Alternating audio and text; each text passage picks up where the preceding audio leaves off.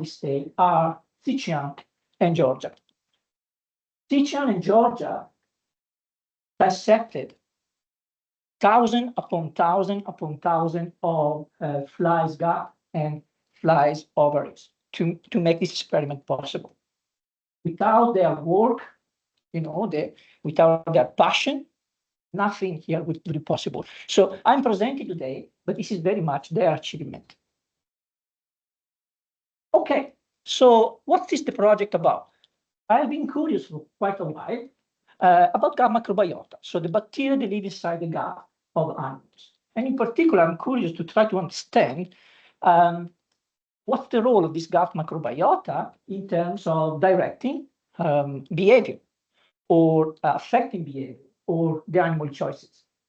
So the question that I'm trying to ask is whether these bacteria are active players in changing what the animal do or how they respond to the environment, or maybe they don't do anything, they're just passive bystander, they're just there.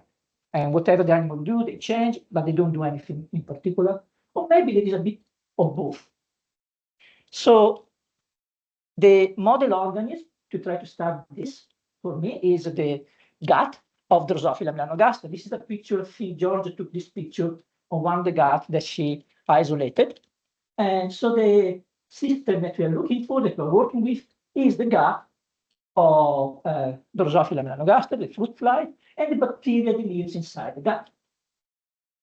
Now, one cool thing about Drosophila is that obviously there is a lot of phenotypes that one can look at.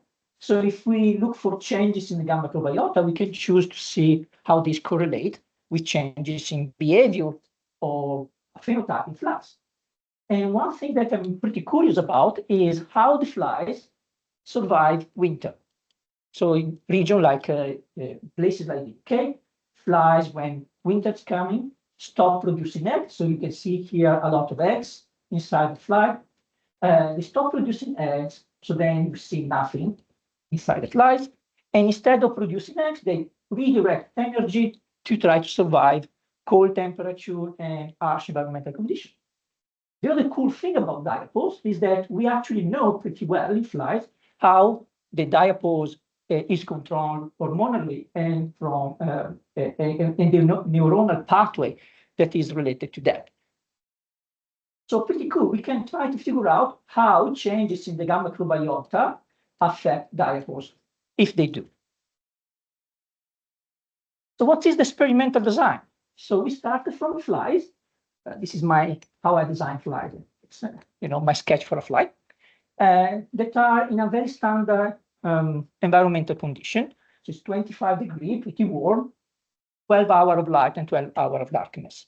We collected their embryos, and then we bleach the embryos to remove the chorion, and we also treat them with ethanol. So why do we do this? So we try to remove all the bacteria that the mother is passing to the embryo while she's squeezing them out. Then we take this clean embryo and we have put them in food that have been UV treated, and all the food in this experiment have been UV treated to destroy all the bacteria, or as much as possible. But at the beginning, we put them in food that also contain antibiotics.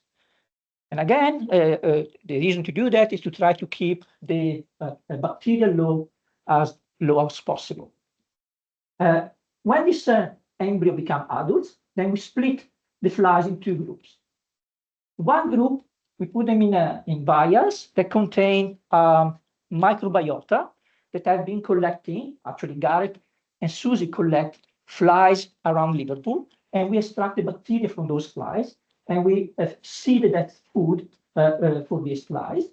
And another group was, we call them the Xeni flies, didn't have this treatment. And we wait, so this fly lay eggs, the eggs become adults, and then the adults are moved either in a summer or a winter condition. And what are the summer and winter conditions from both the MSD flies and Xeni flies? Well, the same temperature, more or less at 20 degrees, but with a very nice long summer day, 18 hours of light out of 24, or an autumnal winter kind of day with 6 hours of light out of 24. And we keep them in this condition in a separated generation. for a while.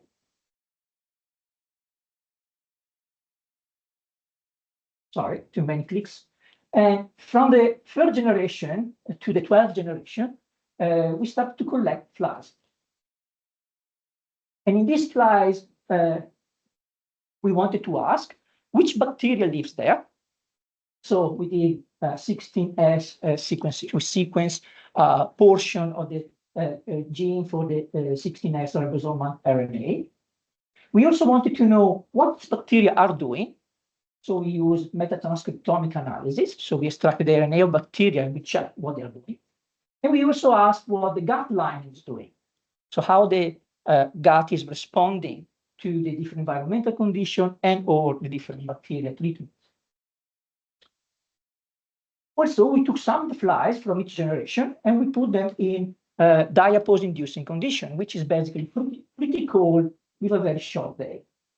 After 7 days, then we collect back the flies and we score the gamma microbiota for who's there, what they're doing, and what the gut line is doing. But also we measure the maturation of the ovary. Maturation of the ovary is a proxy for diapause. I say we, but I didn't do it. Georgia did all this, so all the maturation scoring. And both Georgia and Tizian extracted the guts from thousands of flies. Okay, cool. So now I'm going to start to show you what we got from this experiment. And I'm going to show you actually only a result from this portion of the experiment. We didn't get to analyze that portion yet, but I'm going to show you the ovary maturation. So it's mostly from this part and the ovary maturation from that part. So who lives in the guts of flies in long day and short day? So here there are classical bar charts representing the frequency of bacteria in a particular environment. In this case, these 4 lines here represent the long day accent flies. Then this one are the long day MSD flies, and these 2 groups are the short day flies. So what we see? Well, first of all, at the phylum level, we see that there is a bit of a difference between the long day and short day flies. So if you look on these groups here, they seems to be a bit different from that group there. I hope that you agree. And in particular, what you see is that all the flies have this very big group that are pseudo monodota. However, the long day axenic flies also have a secondary big group, which are these bacteridota, which is different from the other long day flies, which are the MSD flies. And another 2 interesting or big groups for the short day are the Bacillota and Actinomycetota. Okay. What about the genus? So if you look, here we look at the phylum level, but we can also look at the genus level. So if you look at the genus level, this is the picture. It's quite cool. Again, you can see even more a clear difference between the short day sample and the long day samples over there. And in particular, we see that in the long day axenic samples, we have 2 major components, the Steatophomonas, the blue one here, and the Sphingobacterium, the green one over there. The other long day sample, the MSD one, have a more complex picture. So although they share the blue ones, they have a more complex secondary structure. And of course, it is immediately apparent that the short days have an even more complex structure in terms of bacterial composition. And if you want, the 2 main components are this purple one and this pink one. The purple one are Acetobacter, and the pink one are Pseudomonas. But immediately you can tell that the long day have major components. So there is 1 or 2 bacteria that are dominant, while for the short day, it's not really the case. There seems to be more bacteria with similar relative proportion. So now, okay, you have all these bacteria, and now you want to try to figure out whether they are the composition of bacteria are different in different ecosystem. If you want, you can think about a gut like an ecosystem. So we can borrow ecological measurement to try to explain what's going on in the gut of these flies. And in fact, we are using alpha and beta diversity to measure differences between the different guts. So what is alpha diversity? Alpha diversity usually measure species diversity within an ecosystem, so within one gut or a group of guts. While beta diversity measure species diversity between different ecosystems, for example, between long day and short day. So how do we understand this index or these measurements? Well, imagine that you have 3 guts. In the 3 guts, you have 3 species of bacteria, and they are all the same in the 3 guts. So you say that alpha diversity is 3 because you have 3 bacteria, but you have almost nothing beta diversity because all the bacteria are the same. Make sense? What's the opposite, if you want, a very different situation is when you have 3 guts with 3 bacteria each, but now all the bacteria are different. So alpha diversity is still 3 bacteria, but beta diversity is maximum because all the bacteria are different in all the guts. Yes? And then you can have something in the middle where some of the bacteria are shared between guts. Yes? So this is how we understand the alpha diversity and the beta diversity measurement. So for alpha diversity, we use a number of different indexes. And then you may ask, why, Mirko, do you use so many different indexes? And we'll show you in a minute. Well, this is very common because every index uses a different mathematical model, different mathematical calculation, and give different weight to different things. So usually people calculate, use many different indexes. And if all the indexes point in the same direction, you know that you don't have an artifact because of whatever reason. Yeah? Make sense? Cool. So one of the things that I use is a very simple one, is richness, which basically measure how many different taxa, how many different groups you have in the gut. Then Shannon and Simpson indexes combine richness and evenness. Evenness is how the different bacteria proportionally compare to each other. Imagine you have one gut with 4 different bacteria. One is 70% and the other 3 is 10%. Or you have a gut where you have the same 4 bacteria, but now they are 25% each. So in the second case, they are more even. The bacteria are more even. Yeah. So that's what they're trying to take into account. We have the Gini-Simpson index. This tries to calculate how probable it is for the same bacteria to be present in 2 samples. So higher level of this index indicate lower diversity because it says to you, look, there is a high probability that these 2 samples have the same bacteria. Yes.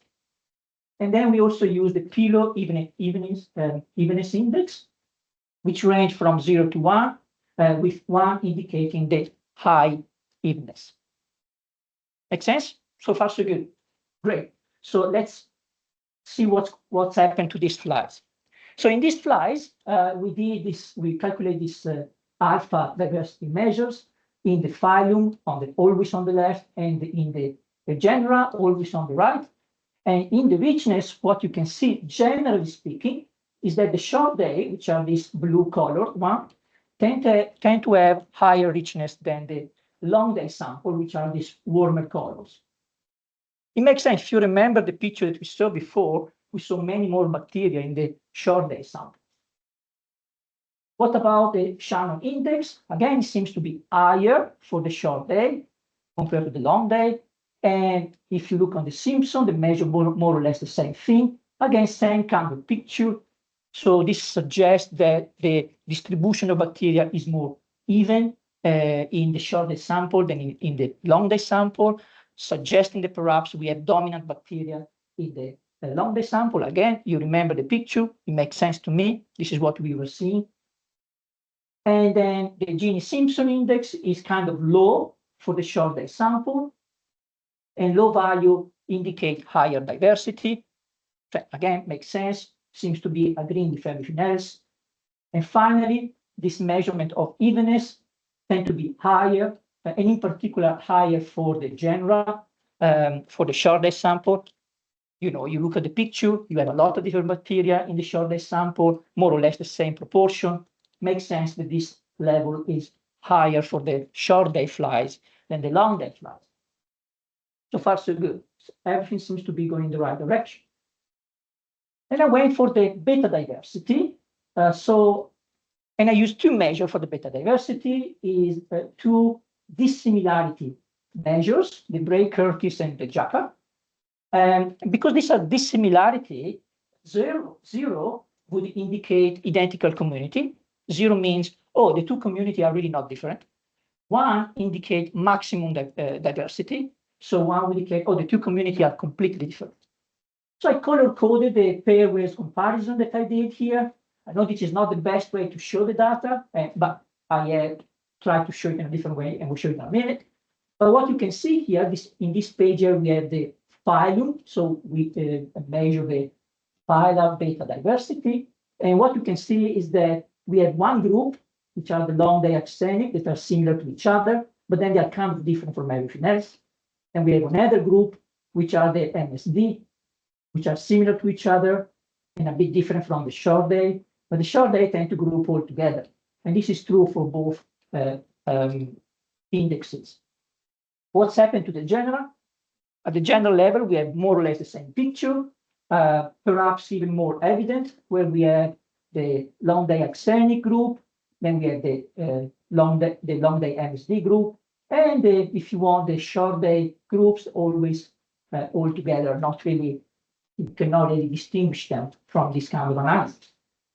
Again, this is not super clear, not very easy to understand, a lot of colors, a lot of numbers, not very friendly. So what I try to do from there is to do principal component analysis test for the phylum on the left and the genera on the phyla and the genera on the right. First of all, I was very pleased because for both phyla and genera, the two main components of the PCA explain a large proportion of the variation that we find in samples. So this is very good. So it's not like, oh, we explain 15% of the entire variability. No, we explain more than 80% here and almost completely 100% the variability of the sample in the phylum. But what we see is that for the phylum, or for the phyla, sorry, we have a clear separation of the long day axenic along the first component, and perhaps a separation between the long day MSD from the short day group on the second dimension. And from the genera, again, we have a very clear and neat separation between long day axenic, MSD, and short day sample along the PCA1 already. So I'm pretty pleased. We are really able to tell the difference between the different groups. Not super happy about the short day sample. There is some overlap of the replicates, which is not great, but that's life. It's not always perfect. Okay, so at this point, look at the data. We had an impression of how the data look like, but now we want to do some stat. And the first thing you want to do is to make sure that the difference between groups is higher than the difference or the distance between sample within the group, right? There is no point to try to see if there is difference between long day and short day if the difference in the sum within the group is higher than the difference between the treatments. So to do that, we use the analysis of similarities, or ANOSIM. And what you can see here is that the difference between groups is much higher than the difference within group, right? And this on the left, again, the phyla and the genera on the right. And this difference is actually significant. So this is pretty cool. When we add that, we can go ahead and do some stat on the data. So with the Permanova, with the Permanova, we found for both phylum and genera, or for both phyla and genera, we have a photoperiodic effect. So this means that the bacterial composition is definitely different in long day and short day. but we also have a treatment effect.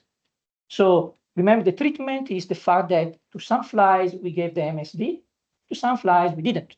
And this we did it only once, many generations back, right? So we have this treatment, which actually is significant. So we have a difference in bacterial composition given the treatment, but we have an interaction between the photoperiod and the treatment. If you remember the pictures with all the colors, all the bars, it makes sense because the 2 long days look like different from each other, but they were not the same difference that you could extrapolate from the 2 short days. So the difference between the 2 short days and the 2 long days are not exactly the same. So that's why you come up with the photoperiod per treatment interaction, which is significant for both phyla and genera. Lastly, what we did is we apply a linear discriminant analysis to try to figure out which bacteria, phyla or genera, are more representative of the different conditions, of the different contexts. So I came up with this group of bacteria, Bacillota, Actinomycetota, Chloroflexota, and Deinococcota for the short day. These are, if you want, the phyla that are mostly represented in the short day, while Bacteriodota are the one mostly represented in the long day. And for the MSD treatment, the Pseudomonodata and the Deinococcota, again, are the ones that are, if you want, overrepresented in the MSD against the arsenic. This is phylum level. And then when you go to the general level, the list is quite longer. So I'm not going to read them all, otherwise we stay here until tomorrow. But now the question is, so what? So you have this group of bacteria, they are differentially represented in long day, short day, in the MSD treatment. But so what? So what means that at the moment I am in the process of trying to figure out what these bacteria are doing. So what do we know about this bacteria? Do they prefer more a different pH? Do they metabolize different sugar? Or which kind of bacteria are they? What are they doing? And so I am in the process of studying and trying to get to understand better this population. At the moment, the only thing I know that this Becella, which is this one here, it is involved with embryonic development and is also involved in altering in flies insulin pathway, which is very encouraging because these flies have been moving from a long day summer situation. We are comparing a long day summer situation with a short day autumnal situation. I would expect development insulin pathway, which is actually related to the expression of diapause, to change in the 2 conditions. But if there is any colleagues that know their way around with bacteria and want to be involved, are really welcome. Really welcome to speak with them to try to expedite the process of me understanding what's going on. So this was the first experiment.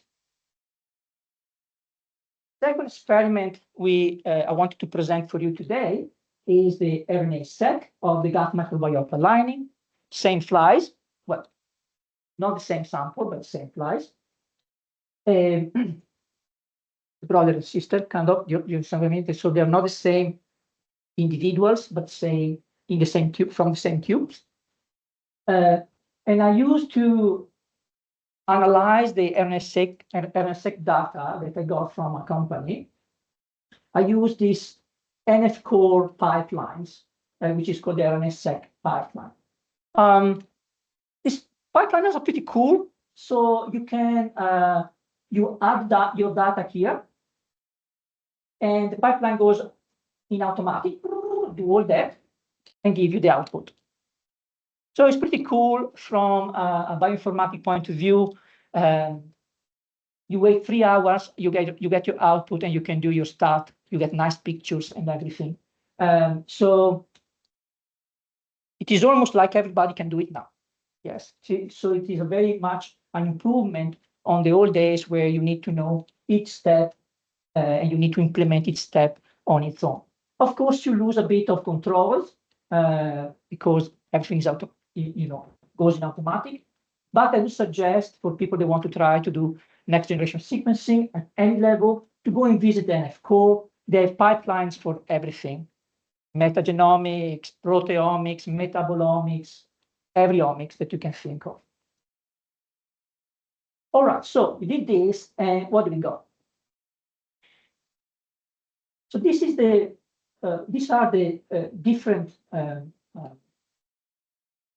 transcript, if you want, the different samples expressed in different kind of mRNA. And here what I'm looking at is generally, if I look on the expression profile of the different sample, and I analyze them using a principal component analysis, how the sample will organize themselves. So what we see here is that the sample tend to organize better when I compare axenic versus MSD flies than when I compare long day versus short day flies. So these are, of course, the same profiles, but what you see when you change the color coding, you see that the long day are a bit all over the place and the short day are a bit all over the place. It's difficult to create a group of them, while it is easier to make a group of them when you organize them axenic versus MSD. If you want, people like different representation. You can use this clustering representation, where you see that we have two major groups, this one here and the one there, and they are organized, generally speaking, by axenic versus MSD, where these two samples are a bit in the middle. So it seems here that from the expression profile of the gut lining, there is a strongest impact on the treatment compared to the photoperiod. Just look at it in general. But then we can do a bit of proper RNA-seq analysis. And you may have seen in some papers, some volcanoplot. In volcanoplot, you look on the fold change of a transcript against the logarithmic transformation, the negative logarithmic of the p-value of the test that you run to check for differential expression of that particular gene. So you create this kind of pictures. They look like a volcano, kind of. And then you can identify a region where you can say with kind of certainty, oh, the gene is differentially expressed. So we go, I did this for different contrast. In this case, I contrasted long day versus short day, and I end up having merely 11 differentially expressed genes. So not many differentially expressed genes. These are genes. This is how they organize in terms of expression. Warmer colors is for upregulation. Blue colors is for downregulation. And not unexpectedly, you have this group of genes that are under expressed in the long day sample, and they are overexpressed in the short day sample. So obviously, because I'm already setting the contrast, you will expect to have this kind of picture. But not so many difference.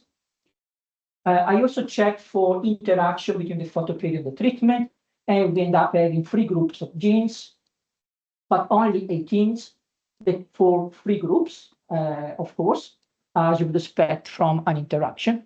But nothing particularly exciting, nothing in these genes that tells me anything so far. Maybe I need to study them a bit more, but nothing that really come to my attention when I look at this.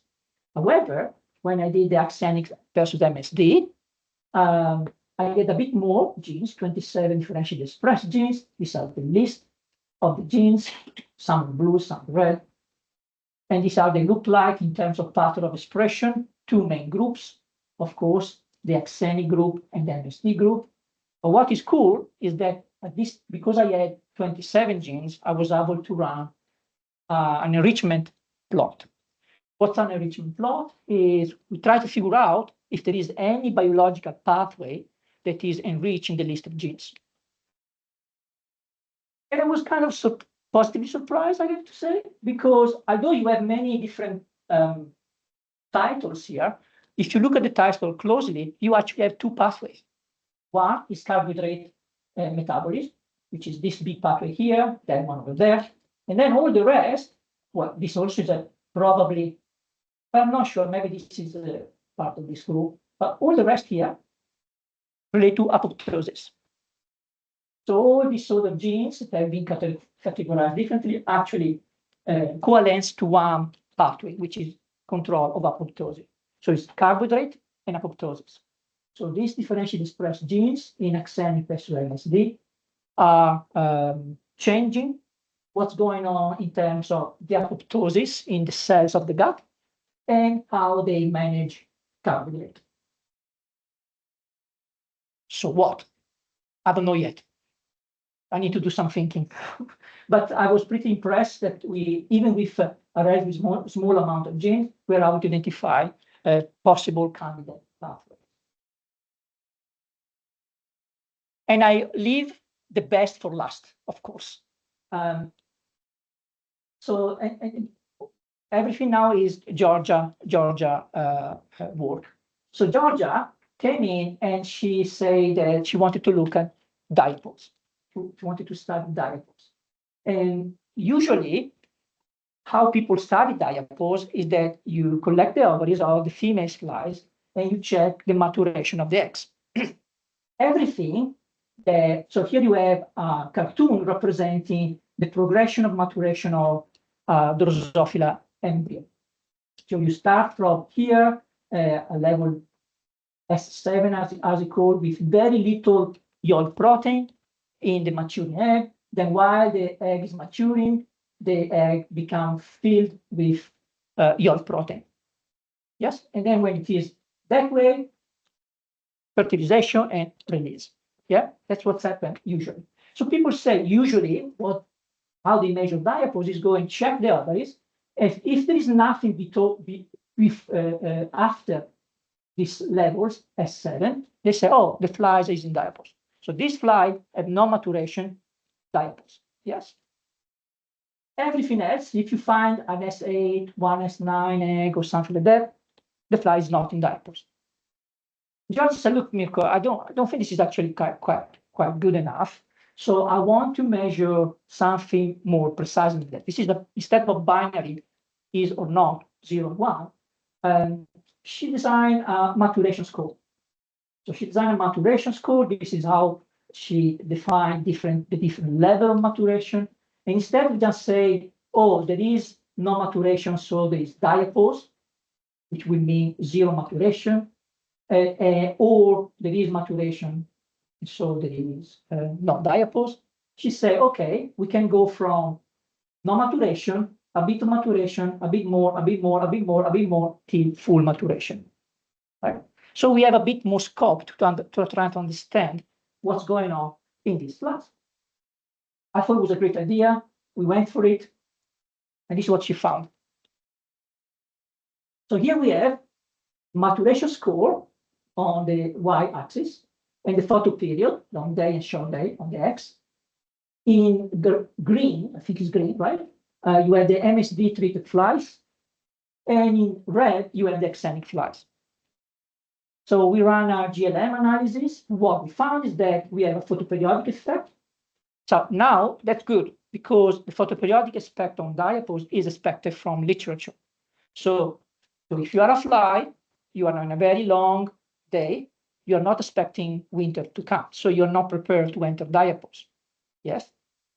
But if you are in a short day, even if it is warmish, you may expect, winter to be just there. So you really start to prepare for diapause. So when we give them the cold shock, the short day flies should be more promptly going into diapause than the long day flies. And this is what Georgia saw. The score for maturation was lower for the short days flies than the long day flies. That's cool. So this means that we didn't mess up with the photo period. But she also saw a treatment effect. Now, when I set up the experiment, I did not know if the treatment would have this effect on diapause. I just didn't know. And in fact, it does, and the flies that come from the parents without MSD treatment, so the axenic flies, have a lower maturation score both in long day and short day than the treated flies with MSD. So that's cool. It's very interesting. And of course, there is an interaction, probably because the two lines have different slopes. That's cool. We can also look at the data a bit differently. I love violin plots. It allows you to look at the distribution of the data. And what you can clearly see is that in the axenic flies, there is a bigger proportion of individuals with zero maturation, so full diapause, compared to the MSD flies.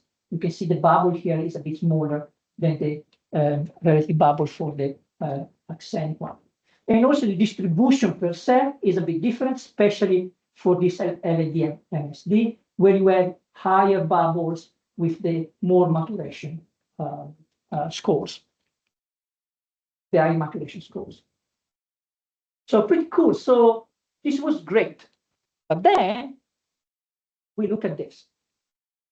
So now Georgia dissected flies from the 3rd generation when we start the experiment to the 12th generation when we finish the experiment. So there are 10 generations where she followed diapause in long day and short day for the axenic and the MSD. And what we see, I thought was great. I think is great. First of all, I did an ANCOVA analysis to try to compare the different trend lines that you can see there dotted. In both cases, the slope is not significantly different, which surprised me a bit because obviously in the short day, it looks like that the slopes, the two trend lines are diverging a bit, but not enough to be significant with this data set at the moment, at least. But on the other hand, the intercept of the lines is significantly different. The intercept usually allows you to tell that the two groups, generally speaking, have different level of, in this case, maturation or diapause. So here we have parallel lines, and here a bit diverging lines. But what struck me when I look at this data is that we did the MSD treatment once. The parents, they lay eggs, and then the F1, their larvae, eat the food with the MSD, and then the adults, those F1, are moved to a food that do not have MSD anymore, right? So we did this treatment once from the 12th generation here, 12 generation ago, 13 generation ago, right? And you can still see a difference, a persistent difference in the behavior, in this case, the diapause behavior, diapause phenotype for all this generation. So if this were humans, we are talking about something that happened, starvation event 500 years ago. I did not expect that at all. I was expecting that, oh, finger crossed, we have a difference. Maybe we can see them 3rd generation, maybe we'll say 4th. I was expecting to converge because it's impossible to keep the flies without bacteria. You know, that doesn't matter what you do. You always end up that the flies will pick up bacteria from the environment. So I was expecting the two lines to converge.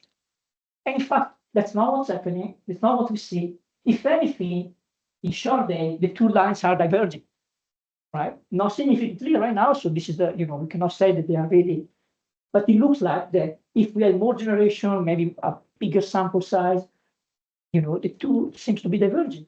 By the way, sample size, these are the sample size, 400, 300, 1, these are the number of flies that Georgia dissected. So this for me is unexpected and, you know, astonishing, and then, you know, I need to do a lot of thinking about it. So yes, and I hope you find it as cool as I do. Okay, so that's the last thing. So what's now? So what are the conclusions so far? So what we saw, or what I can tell you right now, is that I think there is a strong photoperiodic effect on the gut microbiota composition, stronger than the MSD treatment, it seems. On the other hand, on the RNA expression of the gut lining, of the gut itself, we have the opposite. It seems that the treatment effect is stronger than the photoperiodic effect. The best thing so far is what we have with diapose. Not only with diapose, we have an effect of photoperiod, which is expected, and treatment, which I did not know, but is a long-lasting effect. Is an effect that the treatment effect lasts for generations. So this for me is something really I really did not expect that. So what's next? Well, what's next is that we have to try to identify.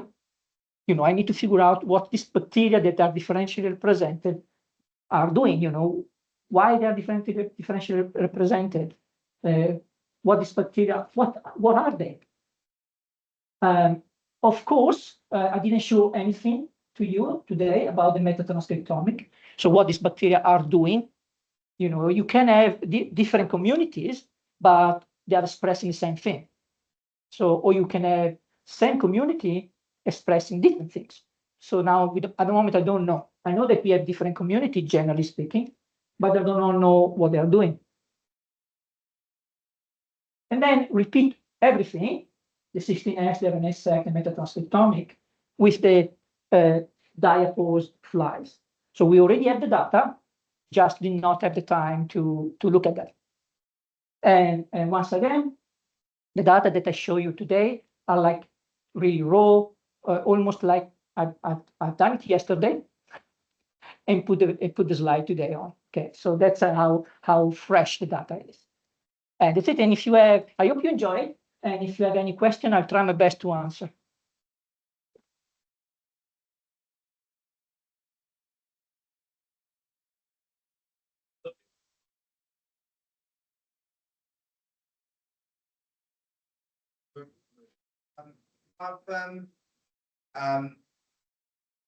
The photoperiod effect is affecting the gut microbiota communities quite a lot.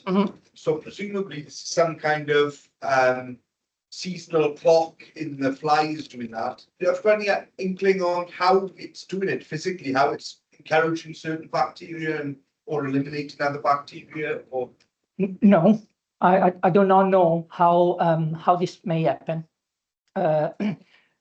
So what I think, or what I hope, is that the changes in the sugar metabolism or carbohydrate metabolism that flies go under when they move from summer to winter. So when they're preparing to wintering, to overwinter, they change how they manage their energy resources. So from reproduction, they go to survival mode. So I think that this change is impacting the bacteria and the bacteria community. What I do not know, and I will not be able to tell for sure with this data, is whether the bacteria have a feedback, a strong feedback on that. And so it looks like to me at the moment that depending on the gut microbiota community, you will have a different diapose response. But how this is mediated, I can't tell for sure. There is another level of the experiment that we wanted to run, and I had to say I could not run it at all. I was like, oh, no, this I can't do it. Where we were thinking to axenize the flies and then give them specific bacteria from this experiment. So from this experiment, we say, oh, these are for the short day, these are for the long day. So let's try if it is for real, right?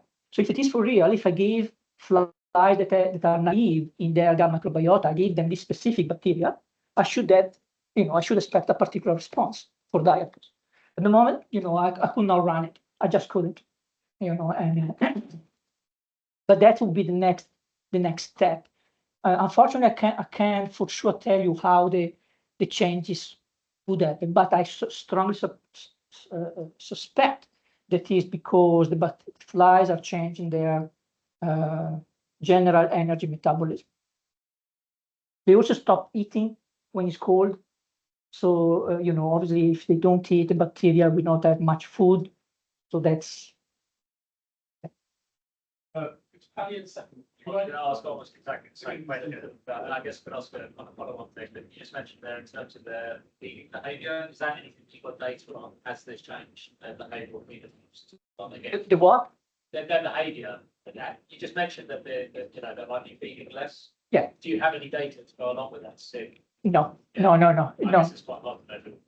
It is possible. So, one easy way to do, I say easy, it is easy. It's just, don't have to do it. But one very straightforward way to do it is that you color the food, blue, green, whatever color, and then you look on the abdomen. So you see immediately how much they eat with a very simple colorimetric observation. It is easy to do theoretically. I didn't mention to you, I didn't want to, but to collect the samples, it took me 1 year. So I finished collecting the sample last August, and I started the experiment the previous August. I don't know which 2000 it is. So 1 year to collect the samples, and then we had 1 year to do all the rest of the experiment, the omics stuff, and just now we are doing the data analysis. And by the way, Gareth has helped me so much with the data analysis, you have no idea. So forever grateful, but to all people that I mentioned, forever grateful. So I'm putting together a paper. It will take 2 years. I had another follow-up question to both of those. So I was wondering whether the microbiota, whether those organisms themselves are light sensitive, and how much light gets into the fly. So might they be detecting, because the light is the primary thing that's changed, and everything else is ultimately a consequence. Wondering whether they're detecting it changing the fly, or whether the fly is detecting it changing the bacteria. That's a fantastic question. So yes, it is. It is possible. So one of the difference. Let me expand this a bit. Obviously, one of the main difference with the bacteria that live in mammals and humans, for example, is that the bacteria that live in the human gut tend not to receive light, apart from perhaps red shift light. But the bacteria that live in the fly's gut, they do receive light because the flies are almost transparent to light, especially blue and green light. So it is quite possible that some of them may be able to respond to light. Now, with the 16S, we can't tell, obviously, but we have the metatranscriptomes. So if there is any change in any genes that is associated with photoreception from the bacteria point of view, we should be able to see it. Right? We should be able to see even if there is an expression of those genes, even if it doesn't change. But obviously, here we are in a territory that I'm not not so expert in terms of bacteria population. But yes, that's a fantastic question. It's something that I also thought many times about.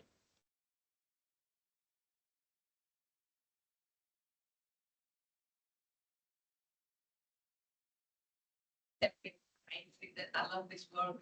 Thank you. Lots of food for thought in the world of food, and following on Paris' question, would it make sense, or as a follow-up experiment, for example, to modify the diet or put the flies into calorie restriction to see if that could mediate or that could have an effect on what you are seeing? Absolutely. I mean, so there are so many things then you can follow up and you want to do. Your diet restriction is one thing that I was medically thinking. Diet restriction actually tend to increase lifespan of flies, which correlate to what they do in diapause. So obviously, flies in the summer live 30 days, 40 days, and then they go their merry way. In winter, they survive from October to January, February. So the lifespan, I don't get it. And it is so And usually it is measured in females because they are the one that goes into diapause. But calorie restriction may mimic diapause effect, may should extend lifespan, and I'm pretty sure that will have an effect on the gamma chromatographic composition. And the eternal question is that whether the bacteria in that experiment will be passenger or are doing something, something more, just being there and. And if it's still restriction, you want the diet change of the diet composition. Play with, for example, the carbohydrate. Yes. So with what Susie also, so she also work a lot on this, and Ziciano, of course, work on calories, on change the carbohydrate and proteins. But yes, so I do not know what will happen to the gamma microbiota when you do that. But these are all if I could, I would definitely do that. I suspect, again, this is just a suspicion, that especially when you change the carbohydrate level in the diet, you will have an immediate effect on the gamma microbiota composition, immediate. And if we accept the data that I show you today, we will have a long-lasting effect, right? A very long-lasting effect. But it would be nice to do it. It would be nice to do it. Just need another amazing group of people that help with that, And look, flies are, this is one of the reasons flies are a very nice model. They're kind of easy, and you can get a lot of information out of them. And you can do experiment like this in a relatively short period of time if you have people to do it, or you do it like I did in 1 year, and so which is not ideal. But these are some great questions, and and I don't have straight answer for that, but I have I suspect how the gamma microbiota will react to it. But it's a suspicion. I cannot really prove it. I know that there are people working on different aspects of this. I have some questions and comments online as well, mostly from Jenny. First one is a question: the predominance of 2 species of gut bacteria in long-day flies suggests that these are optimal species for nutrition. Does that idea tie in gut expression data? Such a very good observation. I didn't thought about it, so thank you for that. I do not know. Sorry, I don't know how to answer to that. But I will definitely try to look into it now and try to connect the 2 data set. So a few comments. She comments on your lovely stats data representation. She said that you might be able to design open day or conference t-shirts later, and then suggesting an epigenetic effect for the starvation comment. Yes, absolutely. I mean, this is also what I thought, but I'm always a bit, careful. It does suggest that. In fact, epigenetic effect, long-term epigenetic effect, is what we observe, for example, in humans, with people that have been undergoing starvation or certain situation a few generations back. Then you can trace it to the present generation, health issue or problems. So with flies, of course, we do not have. Sorry, my voice is going. With flies, unfortunately, with flies, we do not have DNA methylation per se. So we have very low or no level of DNA methylation, but we do have histone modification and long non-coding RNA effect that can indeed impact their epigenome. And so it could be something. Well, Georgia still have the sample, so we could do that. I just got one more question. Finish up. What do you think would happen if you were to take both populations or all populations of plants and re-treat them with antibiotics and then give them all the same diet, do you think you'd then still see lasting differences between them? Oh, guys, you're really testing. I apologize. I don't know. So what? So if we treat them with antibiotic, we remove the gut. So that's actually a very interesting experiment. We say, okay, let's remove everything and see if we can still see a difference between the ex-axenic and the ex-MSD treated. So that would be cool, because then you immediately will tell you, you know what, this is not anymore depending on the bacteria that you have, depends on other kind of effect that are the epigenetic effect. That would be nice to do. Yes. I don't have the population. Thank you again. It's a pleasure.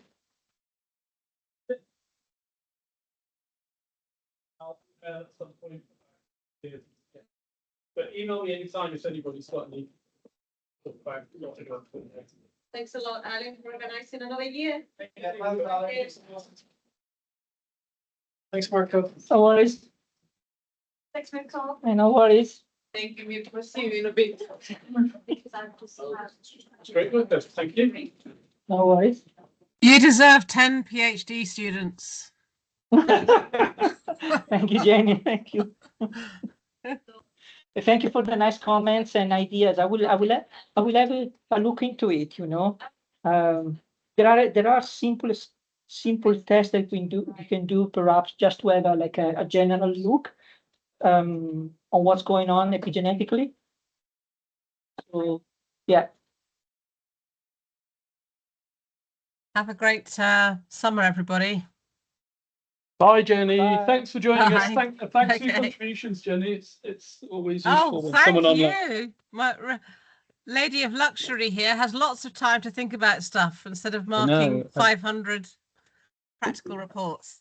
and time to enjoy your science. Yes. Thank you. Cheerio. Great stuff. Bye, Jenny. Bye. Yeah, that was great. Thank you.